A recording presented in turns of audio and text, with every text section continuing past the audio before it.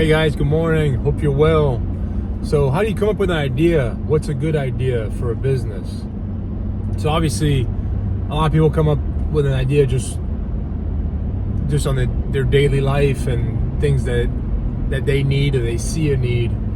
That's definitely one way. But I think a better way is when and that's why I recommend that for most folks to go work in an industry that you enjoy, right, when you're young, and start to pick up on patterns on what might be going on in there and wherever the opportunities might be, because every industry is always evolving, right? And there needs to be entrepreneurs. There's always entrepreneurs in every industry that see a need that the industry needs and is going to fill that need, because most large companies are not good anymore at innovating. And I've definitely seen that working with some of our large corporate partners, that when companies get really big, the innovation is a lot harder for them to do. They get comfortable in their ways, they get set in their ways.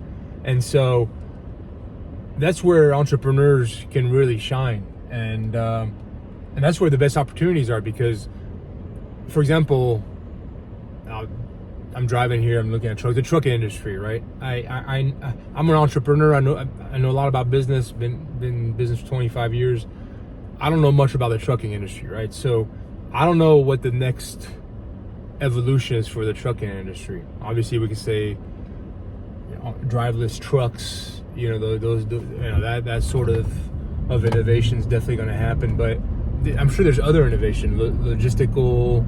How is AI going to affect how we book trucking service, all these things, right? But until I go work in that industry and I live it for at least a year or two, I'm not going to understand really the nuances and where the opportunities are.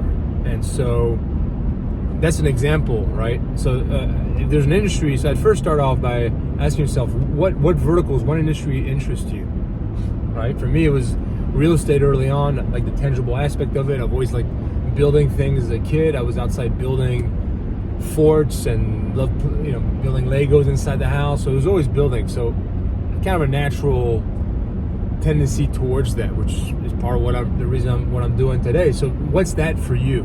And based on that, you want to go and have experience in that industry that you're interested in. And it's okay if it takes longer than expected. Another video I'm going to make is a lot of entrepreneurs find their success later in their life, 40s, 50s, and even 60s. And the media and social media, and it puts a lot of focus on hyping, the young entrepreneur, the 20-year-old billionaire, and that definitely happens, but that's not the norm. And so I don't want you to get discouraged, no matter what age you are. And especially here in America, you can be an entrepreneur at any age. If you're in good health, you can be, really functioning in an industry. So don't let time really come into your focus. I know when I was young, I was in a hurry to quote unquote make it and be quote unquote successful. So I get all that, but just be patient with it. It's more important figuring it out what vertical you're interested in. That's really what's more important. And then jumping into something, again, I did a video previously about doing something just because it's the hot thing right now, like AI, right? That's what's hot right now. And I wouldn't recommend getting into that industry if you have no interest in it, right? You're just not going to last. You're not going to be able to persevere through that business model to make it work. So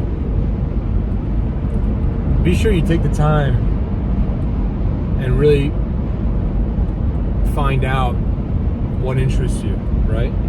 And then once you spend a little bit of time in that industry, you'll be able to pick apart and see what the opportunities are.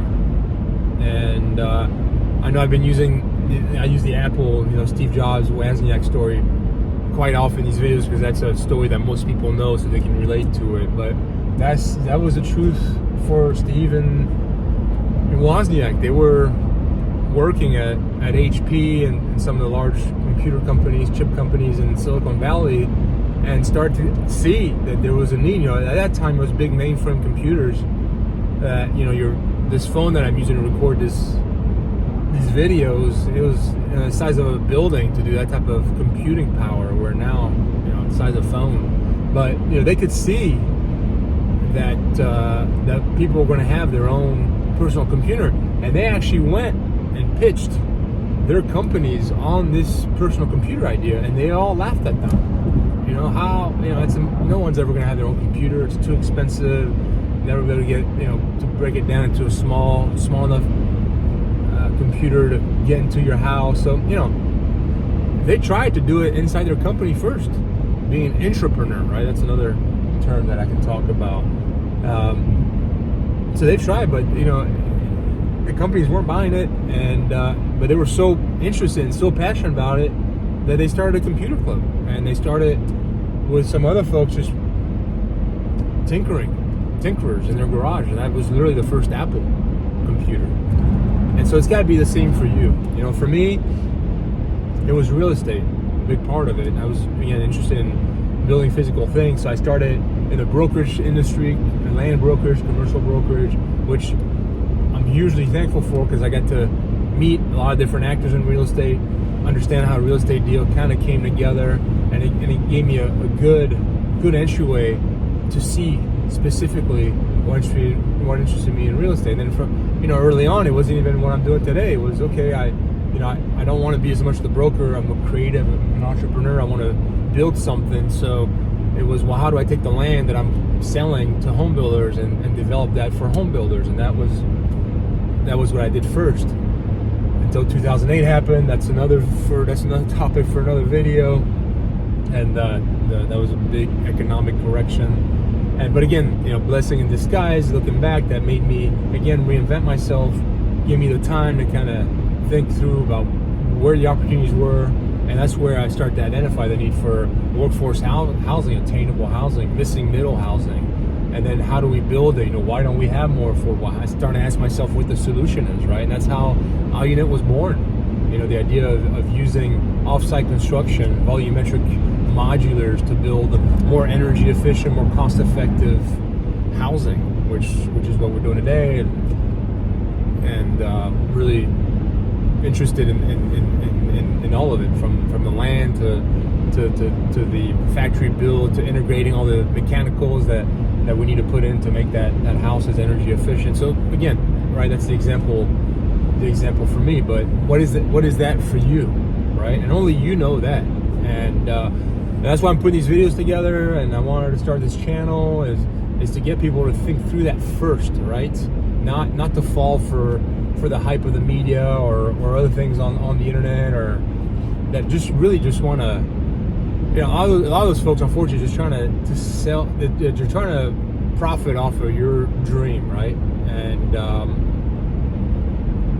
And so there's definitely a place for all these consultants, but before you go spend money on all that stuff, make sure you really think through, and you've done the work, and you spend the time really figuring out the industry you're interested in, where the opportunity truly is, and that's how you're going to build a successful business, right? Finding a good partner, taking your time to grow the company. You know, I did a couple of videos where I talked about the 2-5-10, right? 2-5-10 kind of timeline rule that I like to use. 2 years to really start to figure out what you're doing, 5 years to maybe build something, and 10 years to truly build something. 2-5-10. So whatever you're thinking about, if you don't see yourself being dedicated to it for at least 10 years, I wouldn't recommend doing it.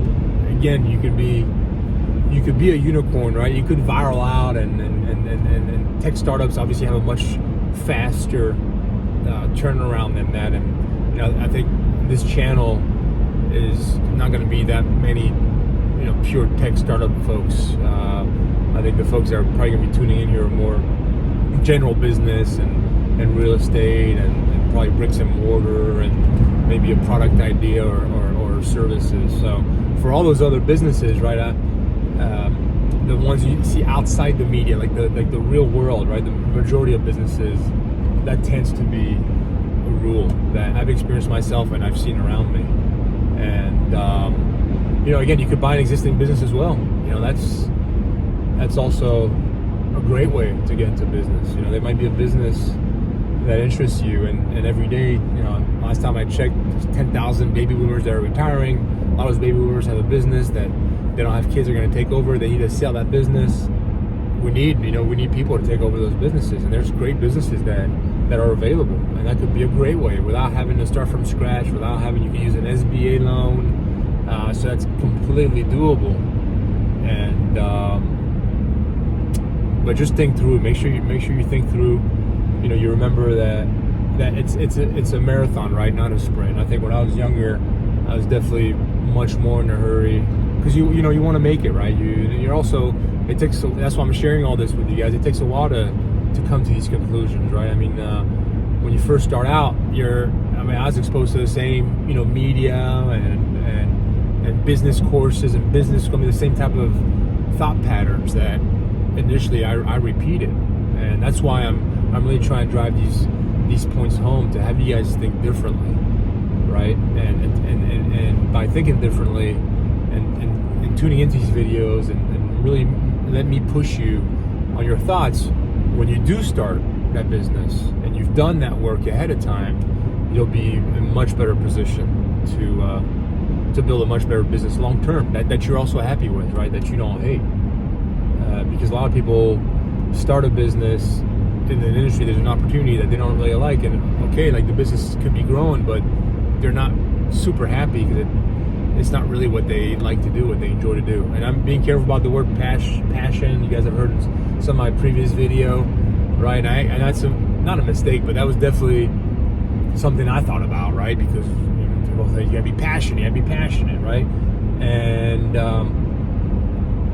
I just think that's not the best approach. The best approach is you can start with passion, but then if passion turns to still liking it, then you're still ahead of game, because a lot of people aren't going to persevere because the passion goes away and it turns into liking. I need to be passionate about. I'm no longer passionate about what I'm doing. Well, do you still like it? Yes, but I've lost the passion. Well, that just comes with running a business. Any business that you start or you buy that you might start being passionate about, the daily grind of running any business is going to wear you down, and most and if you don't like it, it'll wear you down where you want to quit.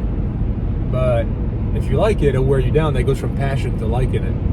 And again, there's exceptions to the rule, and people might comment and say, well, I'm still passionate about it, and that's great. I'm just talking about, to have a conversation, you have to generalize, right? You have to talk about the majority, right? The larger percentage. So the larger percentage, that is the truth, right? So strive for start with passion, strive for and take your time, right? Not a sprint, it's a marathon. You got a long life ahead of you. You can start, again, in the US at really any age. There's no right or wrong age to start. Obviously the advantage of doing when you're younger is you can go through a lot of cycles and make a lot more mistakes and have a lot more time to recover. But even having said that, you can do it at any age. So hopefully you guys were able to pick up a nugget in there and get you thinking a little differently. Again, that's the point here, is I'm trying to share all this from all my years of experience and get you to not think backwards, but just think differently from what you might be hearing out there. So, be sure to subscribe, that helps get the conversation out as always, and I appreciate it. Take it easy.